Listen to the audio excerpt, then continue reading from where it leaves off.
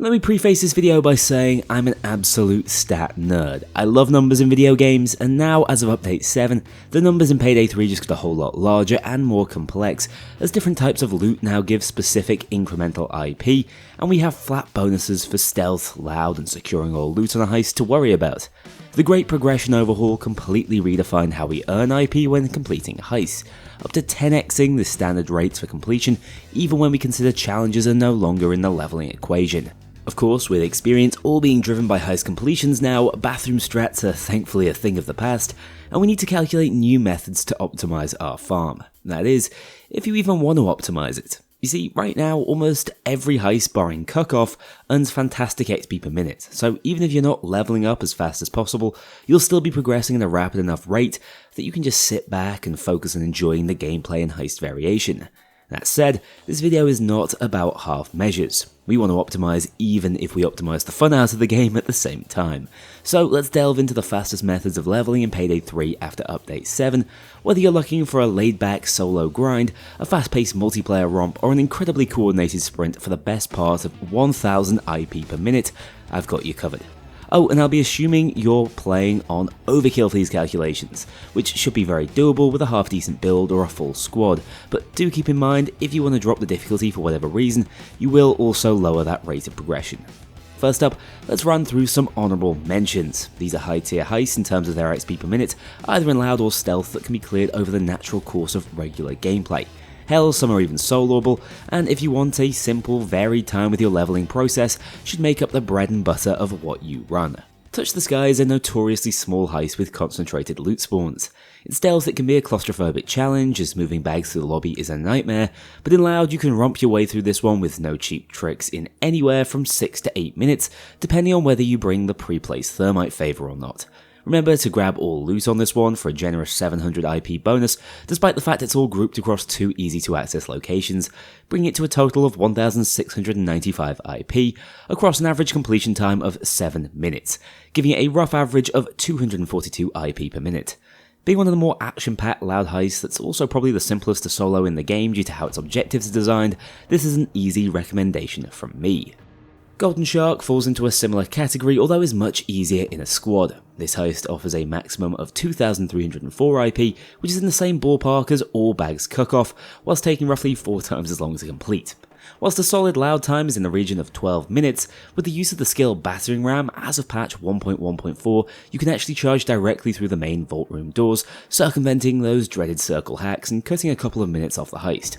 Just keep in mind you will need the drill to be stashed in loud if you want to avoid soft-locking yourself. Even without what I assume to be a bug, this is a fairly efficient heist, but when fully optimised, it can on average net you 243 IP per minute, just marginally more than Touch the Sky. But just know, it isn't the last you're hearing of the heist in this video.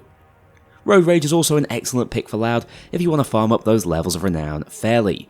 It's also still one of the most efficient money farms, so it kills 2 birds with 1 stone if that's your goal. Difficulty-wise, it can get a little overwhelming solo, but with a decent squad you'll be running through it without too many speed bumps. Once more, favors make a massive time-saving difference with this one, with 3 valuable options to bring, taking runs down from around 8 minutes to sub 6 without needing to change up your gameplay much. On average, I complete it with all bags in about 6.5 minutes, earning 1620 IP at a rate of 249 per minute, albeit coming with a relatively large favour cost. The creme de la creme of regular heists though has to be 99 boxes, which might not be my favourite to play, but certainly does reward you for doing so, with a max payout of 2190 for all loot loud. Similar to Golden Shark, this one is made much easier thanks to Battering Ram, allowing you to completely circumvent the Wi-Fi hacks again, cutting short one of the most tedious portions of the heist, although with a full squad it'll probably only take about a minute longer without the tech if this does get patched out. Because it can be a slightly trickier heist, this one can take up to 10 minutes, but if you know what you're doing and cut out the circle section, you can expect a time closer to 7. On average, I've said this one should be taking you 8 minutes, which comes out at a massive 274 IP per minute, but to be honest, these are rookie numbers compared to what you can cook up with some stealth strats. But first, what if you're a solo player? Well, the Rock the Cradle solo stealth rush is still quite viable. In fact, we even have a new strategy to speed things up, as you can currently drag any civilian on the heist to the crypto wallet gate and use them to open the door, saving you from having to go backwards and forwards for the correct power box. Regardless, either strategy still works, and if you need a more direct guide, check out this video linked below from closer to launch. Runs take you roughly 2 to 3 minutes depending on RNG, with there now being more encouragement to pick up a few bonus bags of coke for added experience. With 2 bags stolen on top of the crypto wallet, you'll earn 522 IP in about 2.5 minutes on average, meaning 209 IP per minute completely solo. This is not a vast difference compared to the group loud heists I've already mentioned, so if you enjoy a slightly monotonous solo grind or need to grab a few weapon levels at the same time, it's not a bad option. But it truly doesn't come close to the last few heist variations I'm going to discuss in this video. First up, the Under the Surface Loud Rush. For a while, the 4 painting rush of Under the Surface has been a great way of earning money, requiring a full squad to hit the heist hard and fast, splitting the primary objectives to clear the heist in between 2 and 3 minutes, earning a boatload of cash in a short time, and now a fair bit of IP as well. Obviously, depending on how many additional bags you secure with transporter skills, this figure will vary, but you can expect a base payout of 890, scaling up to close to 1000 with a few extra bags. This will take a reasonably practiced squad about 3 minutes, which equates to a base of 297 IP per minute, the best rate we've seen so far, but not even close to what you'll be earning if you knuckle down and go for all bags. With Transporter, grabbing all 20 isn't much of an issue anymore and can be done easily in less than 5 minutes total. With everything secured, you'll earn 2191 IP in Loud, so long as you see Final Charge up at the top of your screen before you flee the heist, as this gives you an all-important 550 IP bonus and is worth hanging around for. This equates to a whopping 438 IP per minute with very little risk or need to restart, which you might encounter if you really want to optimize your time, as I'm about to discuss next. Now, I've already mentioned Golden Shark as a solid loud option to consider, but what if we took the same battering ram strategy over to stealth? Well, to put it simply, you've trivialized most of the heist. For whatever reason, doing this doesn't spawn the Vault Guard in, allowing you to run around freely, and fortunately doesn't softlock the heist, enabling you to proceed in stealth with no drawbacks. Obviously it does force one player to mask up to knock the door in, but if you're in a squad, even this isn't an issue, as you can just call out the power switch colours whilst your teammates run around in casing mode. Even solo, it's still worthwhile, you've got decent movement and stealth knowledge. From there, depending on the approach, you can move the money downstairs with relative ease, or use the elevator shaft favour to speed up the escape. Moving all bags for a meaty 2054 IP in stealth, which is easily manageable in sub 4 minutes with a full team. That equates to 514 IP per minute, which is absolutely huge, probably about 20 times what you used to be able to earn in that time prior to the update. Hell, even solo, I was clearing this one in about 8 minutes for 257 IP per minute, which is even more than Rock the Cradle with a much lower risk of failure than the next truly optimized heist I'm about to show you. That's right, believe it or not, the original beta heist, No Rest for the Wicked, is now the most efficient level farm in the entire game, but it ain't that simple. There's a lot of moving parts with this one that might leave you preferring the previous methods, hence why I've also covered them. But before you turn this video off and go run Golden Shark all day, I'm going to entice you with a few numbers. This no rest speed stealth strategy can be completed in just over 2 minutes. It earns a massive 1910 IP in total, which equates to roughly 764 IP per minute in heist. That's over 30% faster than any other strategy discussed in this video, meaning over 7 more renown levels per hour if everything is fully optimized. It really is that good. However, it's tough, requiring a solid squad of at least 3 players to properly pull off, and has a relatively high risk of failure as you're learning it. I'm now going to run you through the separate steps as simply as possible for each of the 4 core roles to achieve this, starting from easiest to hardest. First, we have the Stooge. This player doesn't need to be overly familiar with the specific strategy, although it helps if they're familiar with the game's general stealth mechanics, as their job is to clean up any mistakes made by the rest of the crew. They should generally stay on the ground floor, handling civs who get unruly, moving bodies around if need be, and carrying bags to the van once inside the vault. Ideally, they will also find the phone with the upstairs QR code on it as soon as they enter the bank, checking all 4 potential spawn locations, although this role isn't entirely necessary and can be passed on to anyone else on the team.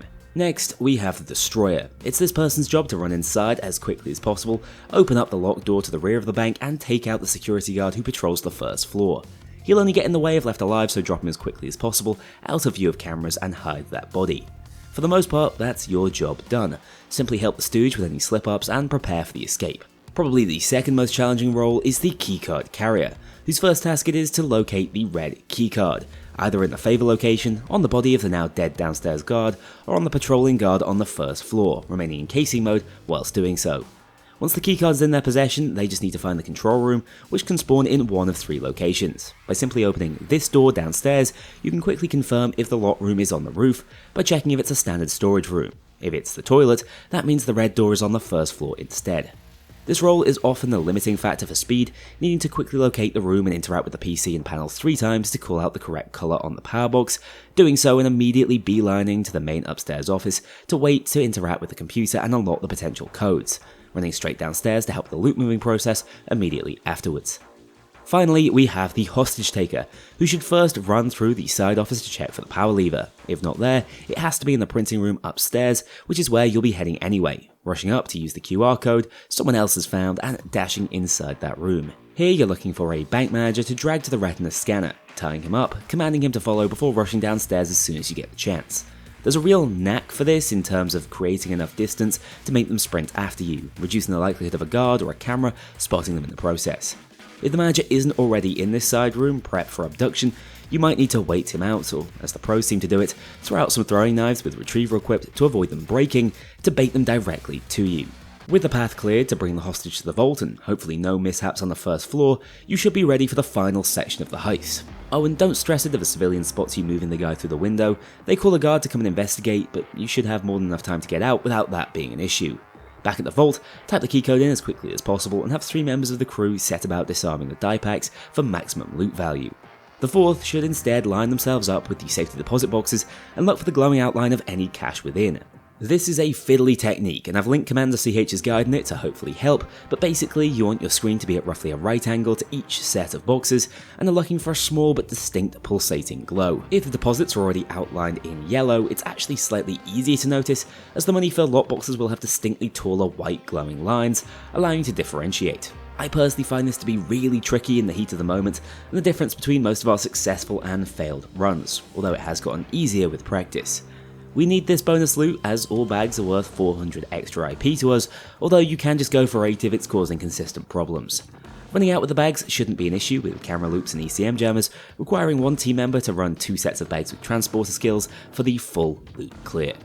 This all sounds like a lot, but as the burden split between the entire squad, it's not as bad as it seems, with our rookie attempt taking just 2 minutes 50 seconds. I'm basically happy with anything under the 3-minute mark, but again, CommanderCH, who taught me this strategy, does it with different crews with a 2-minute 15-second average completion time, so your mileage will vary. A great example of his run is also linked below. Speaking of Commander, he's incredibly impressive as one of the highest renowned players in Payday 3, hell he might even be max renowned by the time this video goes out. I'm incredibly grateful for the assistance he gave me in learning this technique, and recommend you check out both his streams to watch the master at work, and his YouTube for more incredibly detailed Payday 3 guides. So that's that. The optimal Payday 3 farm as of update 1.1.4, or 7 if you count normally, completely glitchless might I add. Now, it's not my favourite as all stealth strats are inherently higher risk as slip-ups require restarts and wasted times, whereas loud is much more guaranteed, so I think if I was going to choose from this list, I'd probably go with all bags under the surface, but there's so much on offer here, you really can pick your poison. Or just enjoy the game at face value with its upped IP earning rates, without worrying too much about optimality.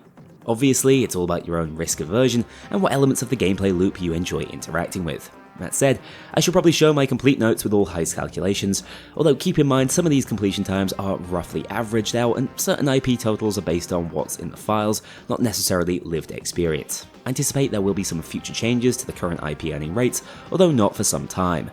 My take is that we should just make the game harder on its toughest difficulty to slow down the rates at which it can be farmed organically, but we'll have to see how Starbreeze chooses to handle it. Regardless, if we do get nerfs, I expect them to be relatively proportional, so hopefully this video stands the test of time, outside of some of the more cheesy strategies I'm sharing. No guarantees those will hang around for viewers in a couple of years' time. But hey, at least when things do inevitably change, I'll get to play around with numbers and completion rates again, which is a special kind of fun that probably only I enjoy. Anyway, take care guys, check out Apex Gaming PCs, we're still stocked up on the full range of heisting machines over on my page, and I'll see you all very soon for more Payday videos. I think it's about time Payday 2 got some more love from me. A huge thank you to my dedicated Patreon backers. If you want to join this crew in going infamous, check out the link below and pledge as little as $2 to see your name in the credits, or get 24-hour early access to future videos and vote on upcoming content. Take care, I'll see you all soon.